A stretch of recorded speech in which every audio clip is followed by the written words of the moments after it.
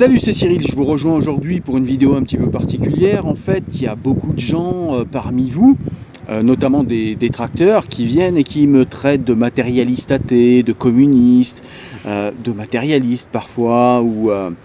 Donc voilà, en fait, je voulais faire cette petite vidéo et pour ceux qui sont bienveillants et qui veulent me connaître un petit peu plus, et puis pour un petit peu expliquer à ceux qui veulent me critiquer, eh bien comment me critiquer et sur quelle base, parce qu'ils ont l'air un petit peu en galère pour le faire. Donc ce que je vais faire, c'est que je vais choisir 9 livres, et ces 9 livres en fait vont définir en fait la matrice basique sur laquelle je pense et la matrice idéologique sur laquelle est reposée toute cette chaîne. Voilà.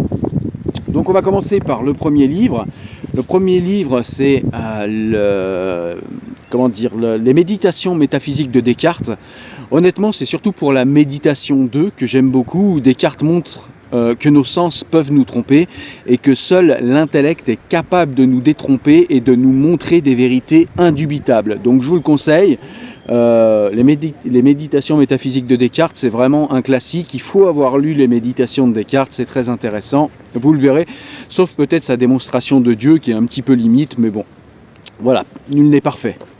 Le second livre, on reste sur Descartes pour l'instant, c'est le discours de la méthode, où Descartes nous parle de son fameux cogito, je ne sais pas comment on le dit, peu importe, on s'en fout, ce qui compte c'est qu'on comprenne ce que c'est son fameux « je pense donc je suis », et donc c'est vraiment intéressant parce que là, dans ce livre, eh bien, Descartes parle de plusieurs sujets, mais ce que moi j'ai trouvé le plus intéressant dans ce livre, eh bien, c'est la méthode cartésienne pour justement dégager des vérités indubitables, et puis la méthode également pour savoir déceler les vérités, et puis la méthode pour mettre en place le fameux doute hyperbolique de Descartes qui nous permet de douter des choses mais avec rationalité. Et contrairement à ce que beaucoup disent, en fait dans ce livre Descartes ne nous explique pas que la réalité n'existe pas ou qu'il faut douter de tout. En fait Descartes nous montre une méthode pour douter d'une manière rationnelle avec l'entendement et pouvoir non pas en fin de compte dire qu'aucune vérité n'existe, mais pouvoir tout simplement dire quelles sont les réalités qui existent grâce à des méthodes rationnelles qui sont expliquées dans le discours de la méthode. En plus c'est un livre qui est très abordable, donc je vous le conseille, un très très bon livre. Alors vous le savez, pour ceux qui me suivent depuis longtemps, on peut pas parler des livres de cette chaîne, des livres qui sont importants pour moi, sans parler de Spinoza évidemment. Donc on va commencer par le petit traité des autorités théologiques et politiques. Le traité théologico-politique, aujourd'hui on dit plutôt. Dans ce livre, qu'est-ce qu'il nous a expliqué ? Eh bien tout simplement, dans ce livre, Spinoza montre en quoi les religions monothéistes sont des impostures. Alors, tous les livres, je ne l'ai pas dit, mais tous les livres que je vous présente ici ont eu une chronique particulière sur la chaîne. Je vous mettrai tous les liens en description, vous pourrez aller voir. Donc voilà, comme ça je vous fais une explication rapide de ce qu'il y a dans le livre. Là vous avez, eh bien, comme son nom l'indique, traité théologico-politique, c'est-à-dire qu'on a en fait une réflexion sur l'articulation qu'il doit y avoir entre le théologique et le politique, donc entre le religieux et le temporel. Et puis Spinoza nous montre bien que les religions monothéistes sont finalement des doctrines qui ont été inventées, des doctrines politiques qui ont été inventées pour manipuler ou contrôler les masses. Et il nous montre en fait que la religion doit être en fait circonscrite au privé, et que évidemment la religion ne doit jamais commander l'espace public, et que la religion ne doit jamais trop déborder l'espace public. Et puis il nous montre aussi quelque chose qui est très intéressant au tout début du traité des autorités théologico-politiques, notamment dans la préface, mais après il va un peu plus loin. Il nous montre tout simplement sur quels ressorts humains les religions s'appuient pour se donner une réalité qui en réalité n'existe pas. Chacun d'entre nous qui réfléchissons un petit peu, nous savons tous à quel point les religions sont anthropomorphiques, et à quel point les religions sont des créations humaines, et à quel point les hommes créent les dieux. C'est tout ce qui nous est expliqué ici. Il faut impérativement lire le traité des autorités théologico-politiques, notamment parce que Spinoza est à mon sens le père de la laïcité en Occident, et plus particulièrement le père de la laïcité française. On va rester sur Spinoza, et je vous propose de lire et de comprendre que ce livre est extrêmement important, l'éthique de Spinoza. C'est un livre qui m'a permis de maîtriser mes passions, c'est un livre qui... Alors Alors chacun a des passions qui sont compliquées à gérer pour lui. Pour moi, ça a souvent été la colère et c'est vrai que ce livre m'a beaucoup aidé. Dans la partie 1, eh bien Spinoza nous fait également montre de ce qu'est chez lui son panthéisme, sur quelle méthode rationaliste cela s'appuie, parce que je rappelle que Spinoza est un ultra-rationaliste et qu'il a même appliqué la méthode cartésienne à l'appréhension de Dieu et à la réflexion autour de Dieu et toutes les questions existentielles affiliées. Donc voilà, dans la partie 2, enfin bref, je ne vais pas vous faire toutes les parties, il y a 5 parties. Spinoza explique dans l'éthique, eh bien, comment comprendre un phénomène, comment comprendre une conséquence par ses causes. Spinoza nous parle également du conatus, dont j'ai abondamment parlé sur la chaîne YouTube. Bref, il nous parle de comment gérer nos passions, d'où viennent nos passions, comment est-ce qu'elles interagissent avec l'extérieur, comment est-ce qu'elles se muent en nous. Tout ça nous est expliqué d'une manière géométrique dans ce livre, d'une manière vraiment ultra rationaliste, et voilà, pour un rationaliste comme moi, c'est quelque chose qu'on aime beaucoup. Donc je vous le conseille, l'éthique de Spinoza. Et honnêtement, ce livre-là, s'il n'y avait qu'un livre à choisir, vraiment, c'est le livre sur lequel repose ma manière de penser. C'est la base intellectuelle sur laquelle repose ma préhension du monde, et c'est la base intellectuelle, en fait, de cette chaîne, quoi qu'il en soit. Le livre suivant est un livre que je n'ai pas ici en physique, puisque c'est un livre que j'ai prêté. C'est le discours de la servitude volontaire d'Étienne de la Boétie. Ce livre est un cadeau pour comprendre ce qu'est la liberté, comment récupérer la liberté, ce qu'est la servitude, à quel point nous sommes nous-mêmes en fait les propres artisans de notre servitude, à quel point il est facile de se libérer, à quel point il n'y a pas besoin de faire de révolution pour se libérer, mais tout simplement une évolution de l'esprit. Donc voilà, c'est vraiment très intéressant, c'est mon livre de poche. Étienne de la Boétie, le discours de la servitude volontaire, comprendre comment récupérer la liberté sur sa vie, comprendre comment se détacher d'un tyran sans violence, se détacher de n'importe quelle tyrannie sans aucune révolution, tout simplement avec une compréhension de comment fonctionnent en fait les ressorts tyranniques pour pouvoir s'en libérer et pour pouvoir éventuellement faire tomber des tyrannies. Donc voilà, c'est très intéressant. Les 2 livres suivants sont des livres de George Orwell. Donc moi je les ai en édition Pléiade, mais vous les trouverez aisément en poche. Donc vous avez, est-ce qu'on les a ici, La ferme des animaux et évidemment 1984.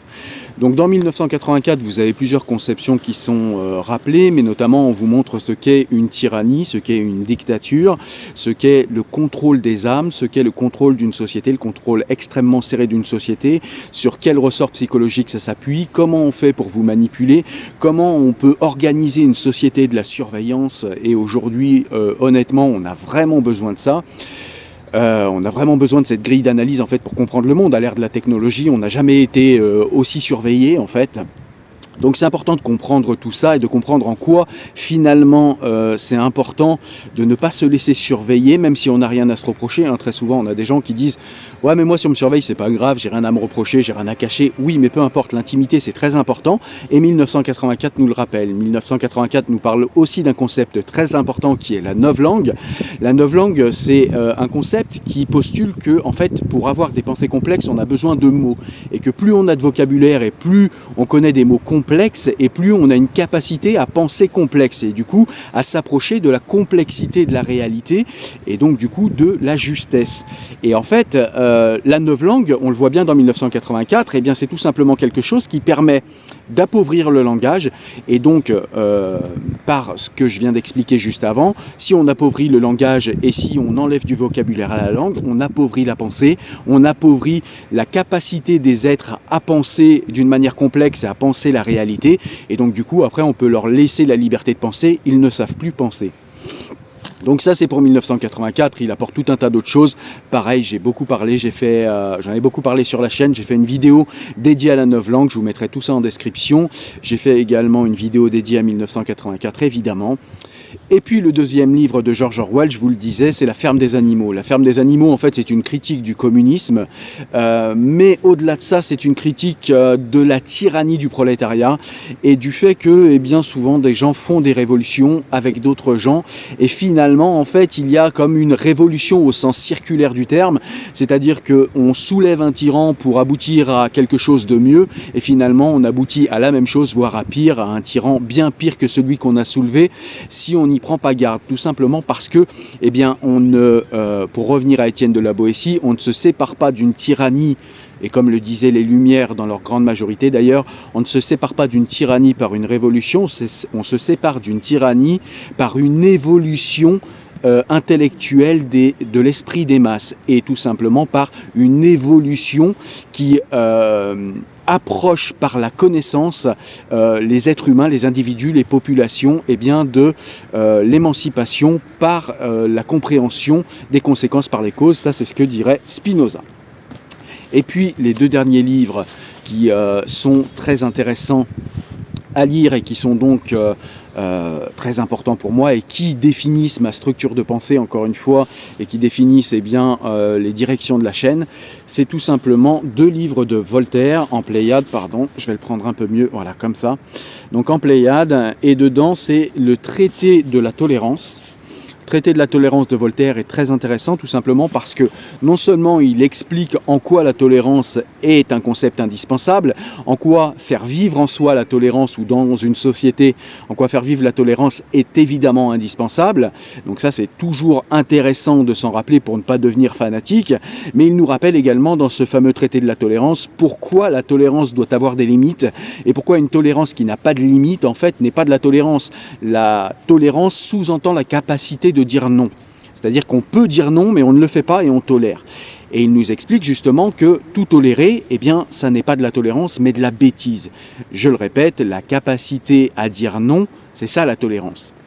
Et il nous explique que, eh bien, pour être toléré dans une société, si des personnes ou des religieux ou que sais-je demandent à être tolérés dans une société, eh bien, il faut déjà que ces gens s'assurent de n'être point fanatiques et de raisonner avec leur esprit.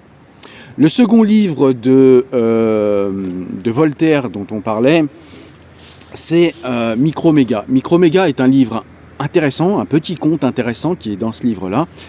Et en fait, Microméga, ça ne paraît rien, c'est en fait des extraterrestres qui habitent sur Sirius. Et en fait, donc c'est un Syrien, mais pas de la Syrie, hein, de la planète Sirius, vous avez compris. Et en fait, si vous voulez, eh bien, ce fameux extraterrestre va venir sur Terre et il va voir qu'on vit complètement différemment d'eux. C'est-à-dire que lui vit 200 ans, eux vivent sans passion, sans émotion, etc. Il va rencontrer un autre extraterrestre. Pareil, je vous mettrai le lien en description pour aller vers l'histoire complète. Mais en gros, la morale du livre, c'est tout simplement de montrer à quel point les hommes sont arrogants, à quel point ils se pensent le centre de l'univers et à quel point, en fait, ils se trompent. Et c'est tout simplement qu'ils ont un point de vue anthropomorphique de leur existence. Et encore une fois, eh bien, comme la Bible jadis, et comme certains intellectuels aujourd'hui, ils se croient tout simplement le centre du monde, alors qu'évidemment ils ne le sont pas. Ça permet de décentrer en fait notre vision du monde, notre vision de l'univers, et ça permet de nous décentrer un petit peu, de faire un pas de côté en tant qu'humanité et d'essayer de réfléchir eh bien, à ce qu'est la vie, au sens qu'elle peut avoir, et puis au fait que est-ce que nous sommes le centre de l'univers et pourquoi le serions-nous et comment nous positionner relativement à l'univers. Donc ça pose des questions très profondes, des questions existentielles, avec simplement un petit conte philosophique. Hein. Voltaire est assez fort pour ça, il nous fait des petits contes philosophiques avec plusieurs niveaux de lecture, et là, il y a aussi plusieurs niveaux de lecture dans Microméga, et il y a des niveaux de lecture qui sont véritablement très intéressants, et qui ont structuré ma manière de penser et de voir les choses. Voilà. Donc là, on a terminé cette fameuse liste, et donc avec les livres que je vous ai présentés ici, vous avez grossièrement, même s'il y a plein d'autres livres qui m'ont nourri au niveau intellectuel, vous avez ici grossièrement en fait, eh bien, les livres qui ont formé ma compréhension du monde, les livres qui m'ont donné les outils conceptuels et intellectuels pour regarder et pour penser le monde d'une manière intelligible. Donc voilà. Au moins, vous savez où vous êtes, je ne vous mens pas, vous savez quelle est ma subjectivité, vous savez à partir de quelle réflexion je regarde le monde, avec quelle méthodologie, avec quelle méthode.